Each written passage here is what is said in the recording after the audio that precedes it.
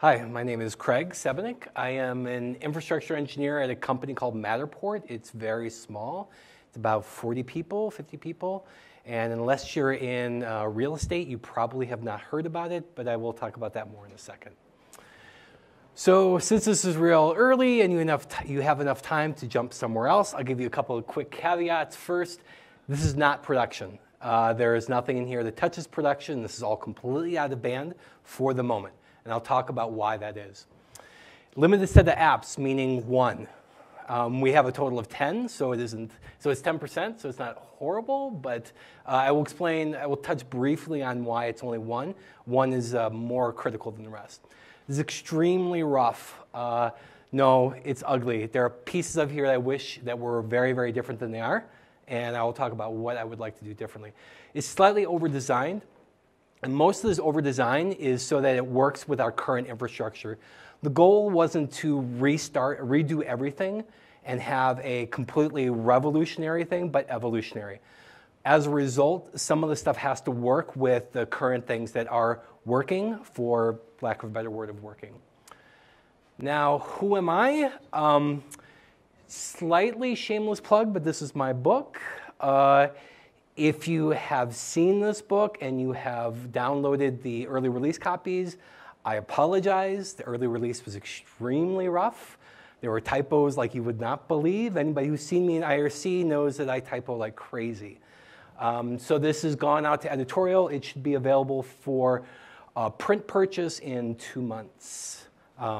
If you have seen it and you have read the early release copies, and you have questions, if you have comments, please let me know. There are 4 comments on this book that I have read multiple times. I take the comments very seriously. And I have made adjustments based on those comments already, but not anymore. It's, again, off to editorial. A little bit more about me. I've been programming for a long time. Yes, COBOL. I did COBOL a long, long time ago. Scientific programming. I did protein folding, computational physics, a bunch of random stuff. And then .com, obviously I did Perl and CGI like everybody else. A little bit more, I was a sysadmin of a variety of things. I worked at NetApp for almost 10 years. Then SRE, I worked for a couple of startups, including the one I'm working for now, and I led the team for Salt at LinkedIn for several years. In fact, I have a talk from last year about Salt at Scale if you want to go look it up. One more thing, I'm a chef. No, I mean a real chef. I have a degree from Cordon Bleu, a master's in Italian cuisine, a master's in gastronomy. It just means if you want to talk to me about food, I can talk about food for hours easily. What does Matterport do? So we do 3-dimensional scans, mostly of residential homes at the moment. There are some issues with commercial real estate that we're still trying to work out. It's a camera. This is a picture of the camera that's paired with an iPad. What happens is you control the iPad. With the iPad, you control the camera. The camera actually spins around. There's a little motor in it. There are 9 different sensors, 3 of which are cameras. The other 6 are sensor sensors. They're IR, so they get depth measurements. And then the cameras actually take pictures. If you see, there's actually one up here, one kind of flush, and then one down here. The one up here obviously looks down, up. So it gets a pretty wide angle of view. And again, it's at one spot.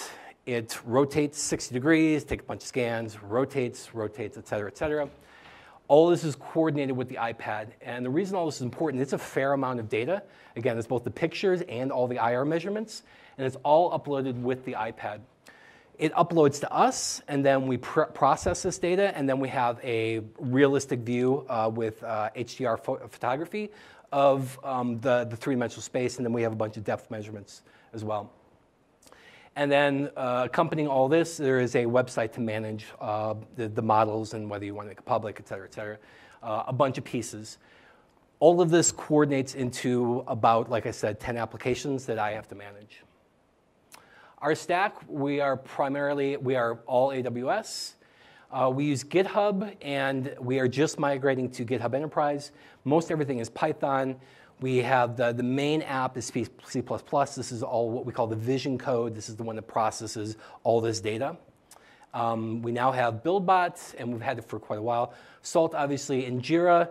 There's a little tie into Jira that I'll mention, but it's relatively minor. But I love Jira, so you should use it. Quick AWS intro. If you haven't used Amazon Web Services before, there's a couple of terms. EC2 means servers, SES means email, RDS means database, and S3 means storage. I kind of use them interchangeably. It happens when you work with AWS all the time. My apologies. I will try and use both terms. State of deployments a year ago, where did we move from? We had a senior developer actually manually create tarballs. What would happen is he would build it on his local desktop, which means depending on what he did with the various dependencies, this is, again, the C++ library. This is the one that does all the number crunching on the data. And if he had updated one of the dependencies, it would then get built into the package. This is obviously a bit of a nightmare, but it did work for a while. One of the obvious problems is we didn't know what was in production. We had the tarball. It was reproducible from a deployment perspective, so we could scale up our infrastructure. But if we had a problem with the model that came out, we didn't necessarily know exactly what was built in. Another side effect, when he manually created it, he would pull in other random files that may or may not have been checked in and may or may not have been in different branches. They might have been all over the place. So yeah, it was a bit of a disaster. So then he would manually load it into S3, and the rest of it was relatively automatic. We have pillar data for each environment. We have several environments. Environments in our perspective pretty much means developer, dev environment, QA/stage, and then production. There's a couple of more, but that's more or less it. And then since this all comes from Salt, only the ops people, it's me and one other person who's like part-time on this, have access to the Salt master. So it has to go through us, which is a little irritating. That was a year ago. Where we've moved to is we update the versions in Pillar. The difference is now it's all checked into a Salt repo. All of our custom Salt code, states, pillars, et cetera, are all checked in. Yes, it's one big repo. Again, it's a small company. It isn't that much stuff. I created a separate top file. If you don't know about creating different top files, you should look into it. So there's another one that I created called deploy.sls. A little technical detail. What I have done is I have 3 different top files. There's a bootstrap, which has the basic stuff required for a new box. There's the normal top.sls, which is high state, and there's deploy. And what all of these 3 do is they pull from Jinja a bunch of includes. That way, I can change things in deploy, and high state automatically picks it up. Anyway, if you don't have custom top files, you should look at it. It's pretty cool. We deploy our Python code directly from GitHub, which is a little problematic, and I'll touch on that way at the end. This works, but what happens is broken code is still checked in. So this happens mostly with the Python stuff, but there are some small issues with the C++ things. So GitHub, we migrated from an SVN repo. Again, this is only the C++ code. All of the Python stuff is already in GitHub.com, not in GitHub Enterprise. We just implemented GitHub Enterprise about a month ago, maybe 2 months ago. We create a branch for release. Different teams do different things. This is the main repo, the main code I'm talking about. Again, what I call the vision code, the stuff that does all the processing, the really heavyweight number crunching. All of the Python stuff, they use anything from tags to branches to actual GitHub hashes. The hashes are a pain. One little thing that's really interesting is when we actually branch based on the Jira ticket. And what this does is it gives us, so here's an example. 1.1 is the actual version.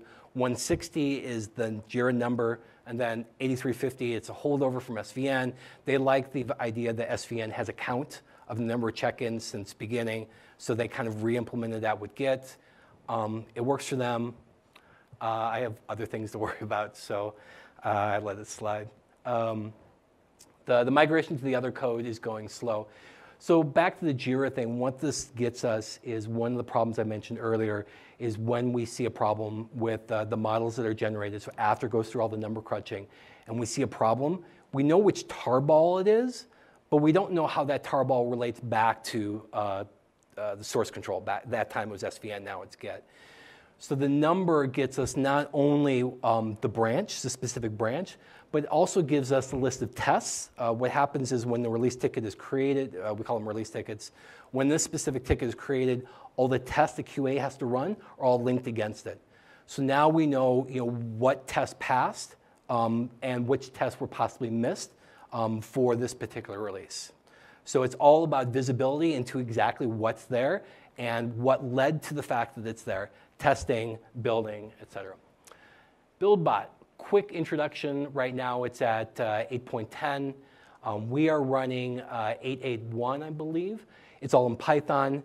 The configuration is also a Python file. This is all both great and horrible at the same time.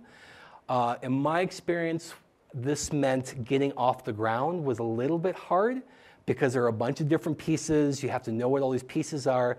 They call them schedulers. They call them builders. They call them, there's a post status checkers or something like that. There's a bunch of different pieces, and if you don't know what they are, it's a little intimidating. However, once you understand it, it gives you all the power of Python, which is awesome. But again, it's a little hard to get started. It has a master-slave relationship, so there's a main master that does the polling, figures out what needs to go, and then slaves that actually do the actual work of building. The reason why the master-slave is really cool for us is we, in production, we have only Ubuntu. However, this same code is used by a number of different things, one of which is the camera itself. So when this camera is processing all this data, it does some kind of local, very basic number crunching paired with the iPad. So that is all ARM. So the code has to at least build for Ubuntu and ARM. And we have a calibration rig. It's this big rig. We have a big flat white wall to make sure the cameras are all lining up properly, the IR sensors are working. This happens when the new camera is built and shipped. That is all Windows. So the important point is that I don't have to build them, but we have to at least know at check-in that nobody broke the other ones. If there's a problem with deployment, that's a problem for those other teams. But at least the code should work, should build, sorry. The web UI. Buildbot has a really nice web UI. If you went to the talk this morning, there were some hints at being a little, I forget the phrase. I used the word rough. Rough, yes, it was rough. It's rough, yes. But for developers, it's good enough. Red, green, yellow in progress, relatively normal stuff. The good thing is it provides information directly to developers. They don't have to ask me, what is the status of the build? They can go look at it themselves. So rough or not, it provides the data they want. And it's, again, customizable. Buildbot's really cool if you have a lot of time to play with all the little pieces. And then the last part is it can email in different failure success modes. I will touch on that briefly a little bit later. Now, as a matter of fact, our configuration, we have a single slave, same as the master. I would like to get to the ARM build, which should be a piece of cake on this guy, GCC cross-compile. But Windows is a whole nother problem. The GitHub enterprise sources, we poll every 5 minutes. One thing to keep in mind is this particular repo goes through maybe 6 to 10 check-ins a day. So it's not high traffic. So polling every 5 minutes is just fine. We do roughly 5 to 9 builds. Usually what happens is just coincidentally, 2 developers are working on something similar. So one check-in goes in, the other guy knows his stuff is ready, so his goes at the same time. So if that window is less than 5 minutes, right, they don't build both of them. We only build off a master branch. Remember I said that we create branches for all the releases. We don't actually build and test those because all of those branches are forked off of master. So at least in theory, all those branches should have gone through a successful build as well. But we need to get there. It calls a separate build script. Part of the reason for this is, again, these other environments. I can't add too much Ubuntu, all of our environments Ubuntu. I can't add a bunch of Ubuntu-specific stuff directly to this code because the code is used in ARM. It's also used on Windows. So things like checking for dependent packages have to be done out of band. This is both, like Buildbot, great and annoying at the same time. What happens is this build script gets out of sync with the code itself. They add files, they delete files. They have to be kept in sync manually. We are doing some steps to keep them a little bit more in sync, but that's ongoing work. It sends email. There are a number of different modes for the email. What we originally had was on change. So what this means, it would send email when it moves from success to failure or failure to success. The problem we saw is if it moves from success to failure, that's one email. However, it could fail for weeks at a time. If nobody actually fixes it, it doesn't alert anybody. So the decision was made to send on failing, which means they are annoyed because they're getting so much email, which means they should probably fix their stuff. So it actually will do a series of checks. So change and failing, it will do both. So now it'll send on every different state change, and every time it fails, it sends an email. So hopefully they're alerted, and yes, and they'll fix it. Last thing it does is then uploads to S3. This is very much similar to the manual process I described earlier, except all this is automated. The thing I didn't mention is this manual process took the better part of a day. The build process, this code is relatively involved. It takes anywhere from 40 to 50 minutes to build on a dedicated large, it's a decent sized AWS instance. I think it's 32 gigs of memory, 2 virtual CPUs. I forget the details, but it's not a small instance. It takes a while to build. What happens after this is there is a runner that handles the rest of the stuff. So what happens is a runner is run via cron. Right now, every 30 minutes works for us because of the low volume of check-ins. If they happen to have multiple check-ins within the 30-minute window, that's OK. We don't have to build every single one. At the very least, we know within the 30-minute window that, hey, something you add doesn't break the build, but does break the integration environment. It updates the versions, a local file in the master. Ignore this for a moment. I'll come back to this in a little bit more detail in a second. It updates a known versions list, so it doesn't continually run the same one. There are times where there's no check-in for a couple of days at a time. We don't want it just continuing churning, updating for something where there's no delta. It then deploys the code to the CI environment. Again, I mentioned this deployed at SLS. So it's deployment only. One of the big things missing is apt update and user install. Both of those states take quite a while to run.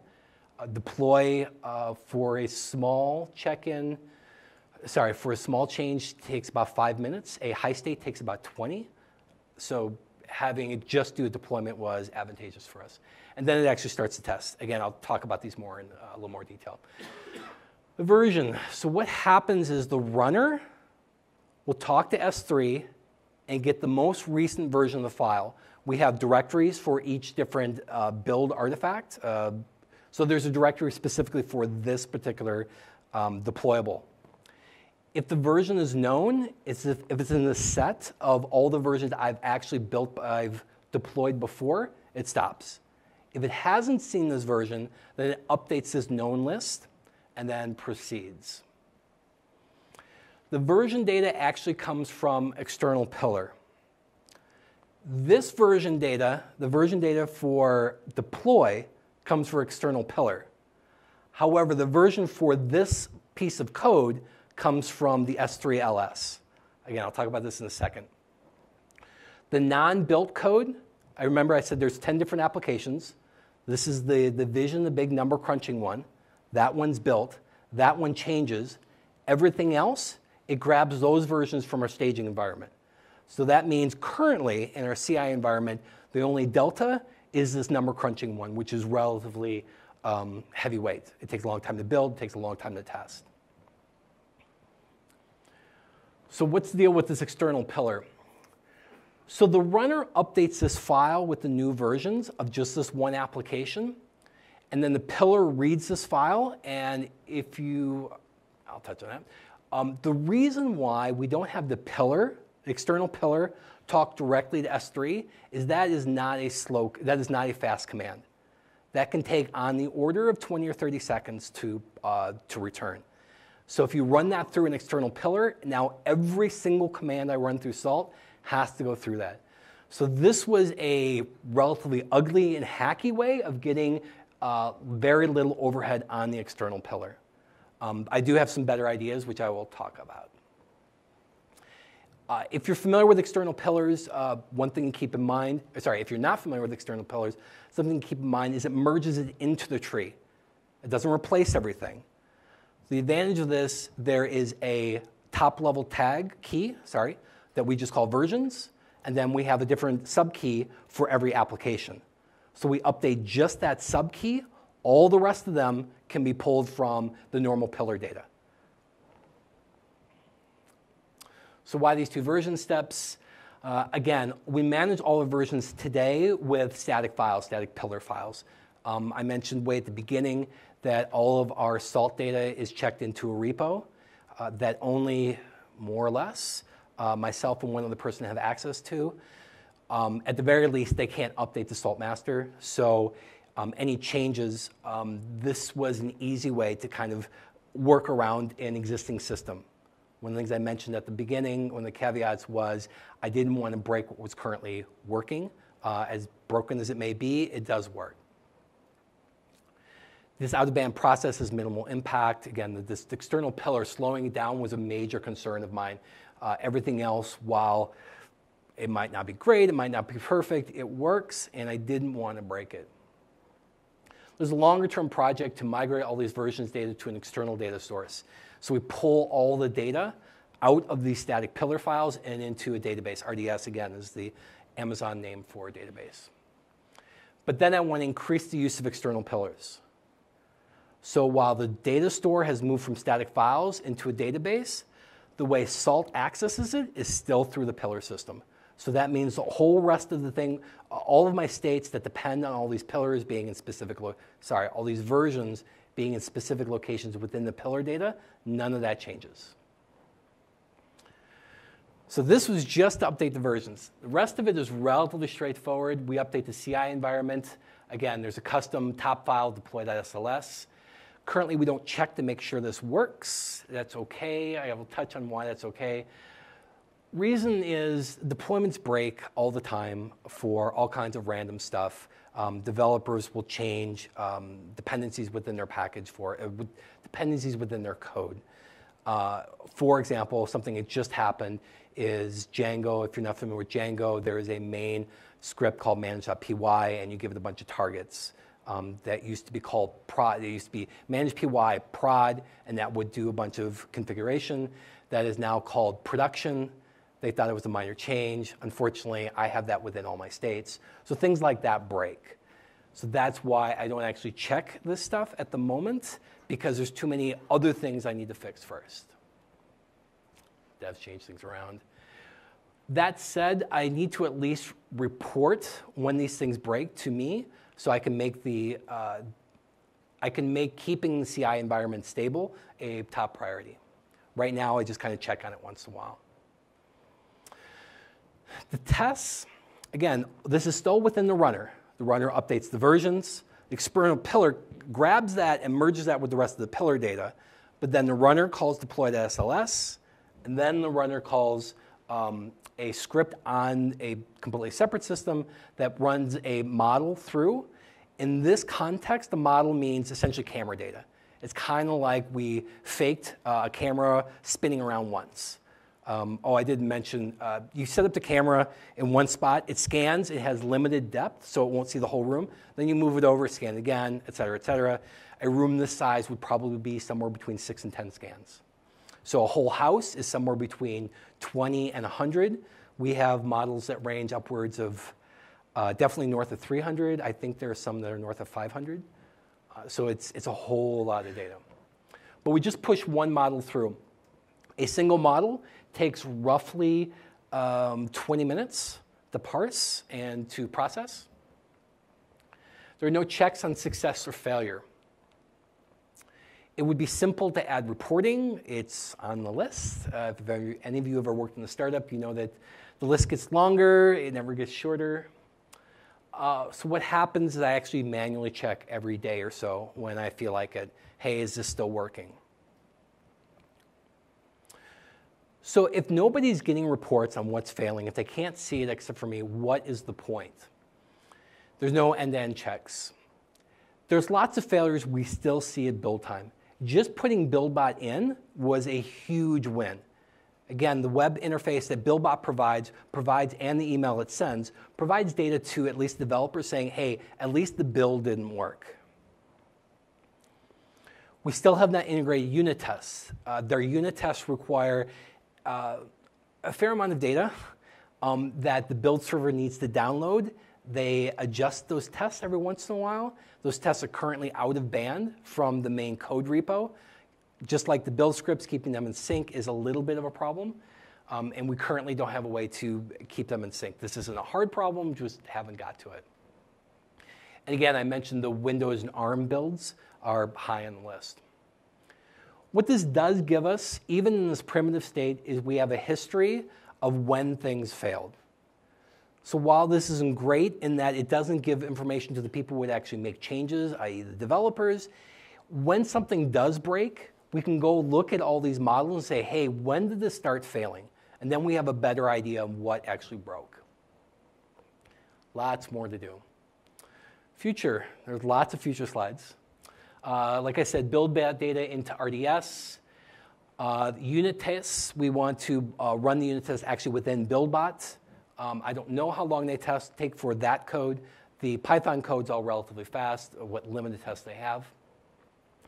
Also, dev deploys outside of CI systems. While this doesn't seem directly related, the advantage of doing this work is pulling this pillar data, this version data out of pillar and into a separate system means they can update the separate system as well. So this is just a side benefit. If you're curious, I am going to use the peer system. And one other thing I want to add is once we get some more checks, at least know whether it passed or failed. The details don't matter as much, but just a success means that that is then a candidate for proceeding on to QA/staging. Packages. A lot of the reason this is so hard is because there is a lot of code within Salt. Salt has a lot of information about how we deploy in the actual states. A state for our main web app consists of roughly 20 files, 2,000, 2,500 lines of SLS just to deploy a Python app. I think that's a little silly. So what we need to do, what I want to do is move to packages. And the reason is all of that logic. Oh, it also got really slow. The developers decided to use Grunt. I don't know if you're familiar with Grunt. I am not. I just know it's slow. Because we deploy directly from GitHub to each box independently, they all do their little grunt builds, and those can be as much as 15 minutes for a new box. So there's no reason to do this on every single box. Also, it's not completely replicatable. We had a problem 2 weeks ago where we build directly from GitHub. We download, we run a bunch of steps, including this grunt build. One of the grunt dependencies, second order dependencies, changed. Now all of a sudden this code that ran fine in QA doesn't work in production because one of these dependencies we don't control changed. If it was put into packages, that wouldn't have been a problem because that would have all been pre-built. Part of the reason I also mention this is because I like packages. I've worked with a lot of people who don't care for packages as much. My experience is more with Red Hat. I prefer RPMs. It doesn't really matter. Use packages. It makes things a lot easier to replicate across multiple environments. Buildbot should send a salt event. This polling of S3 is just absurdly stupid, but it's absurdly simple. It's all kept out of band. It's really, really easy, but it is not the most clever way of doing it. What should happen when Buildbot succeeds, again, when we add the unit test as well, right when it sends email, it should send the salt event as well. And the master should be able to pick that up and then proceed on with the rest of the steps. And then obviously a reactor to sit there and listen for it. Part of the reason we don't do this today is our master doesn't respond well. FYI, if you're using AWS, do not put your master on a micro instance. This is not a CPU/memory problem. I monitor that stuff, and that stuff is fine. I believe it's networking. I think 0MQ just hangs up after a while. For a given day, it's fine.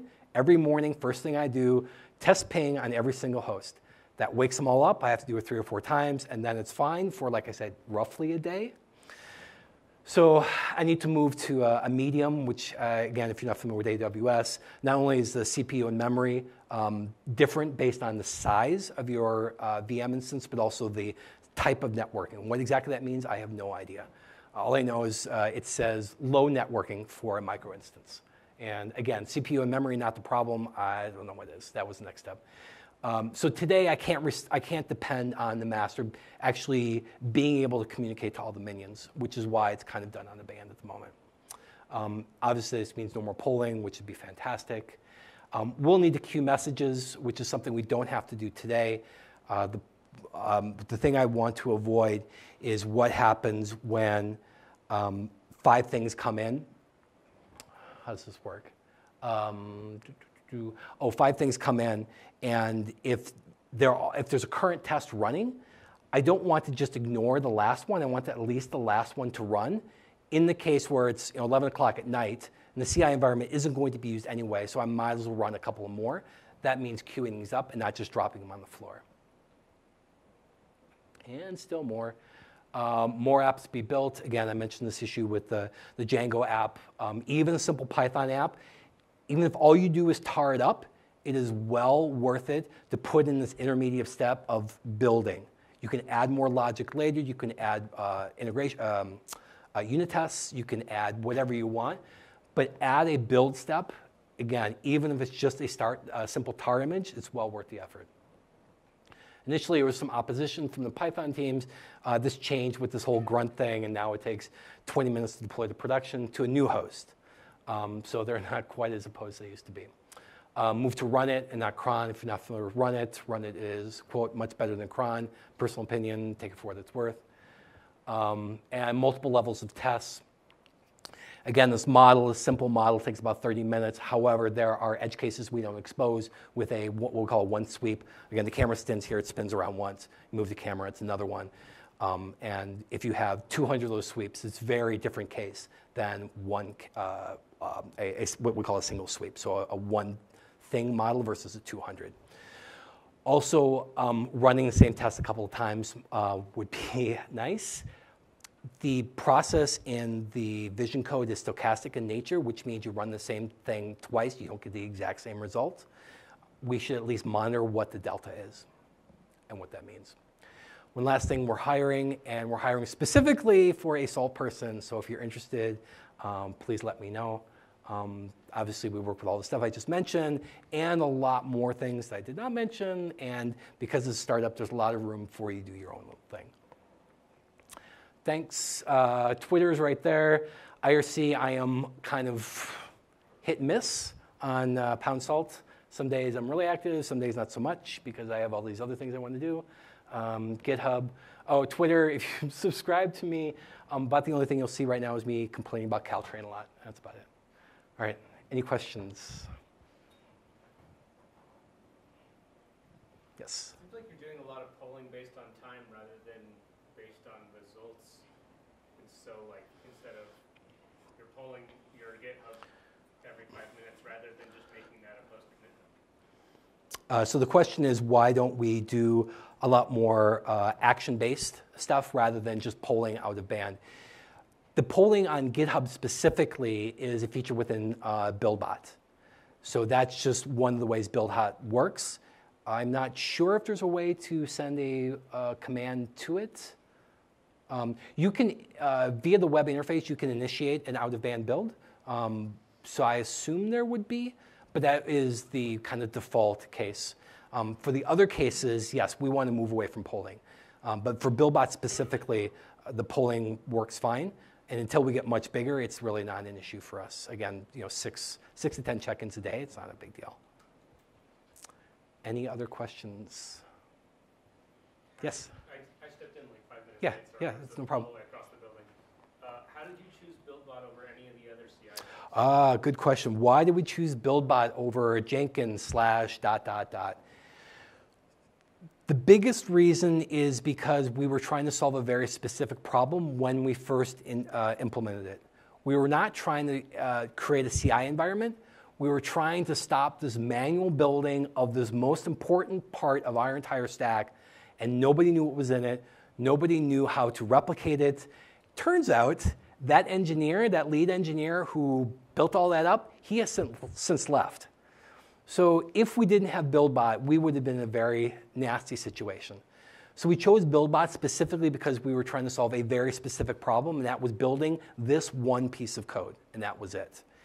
We have since, because I don't have a lot of time to work on a big, long project like implementing a full Jenkins stack. I'm not familiar with Jenkins. Sorry, I've never used Jenkins or Hudson or a lot of these other tools. It was easier to spend 30 minutes here, 30 minutes there, building up something we already had versus learning a whole new tool and dealing with all of its quirks. I was at LinkedIn for a long time. They're a big Hudson shop. People complained about Hudson constantly, hated it. So, and that was a Java shop. I'm currently not at a Java shop. LinkedIn is a huge Java shop, and they hated it. And they had a whole team managing it. So that kind of made me want to stay away from it. Other tools, I looked around for a bunch of things, and I couldn't find anything. The other thing is because we're already using Salt to deploy everything, part of what CI tools do is deploy. So I was like, well, we already have that piece solved. We solved the build piece. Now we just have to link them together, which turns out to be a fair amount of work. So, any other questions? Great. Well, thank you very much. I will be around all today and tomorrow, so just grab me if you want to talk about any of this or about food stuff as well. All right, thanks.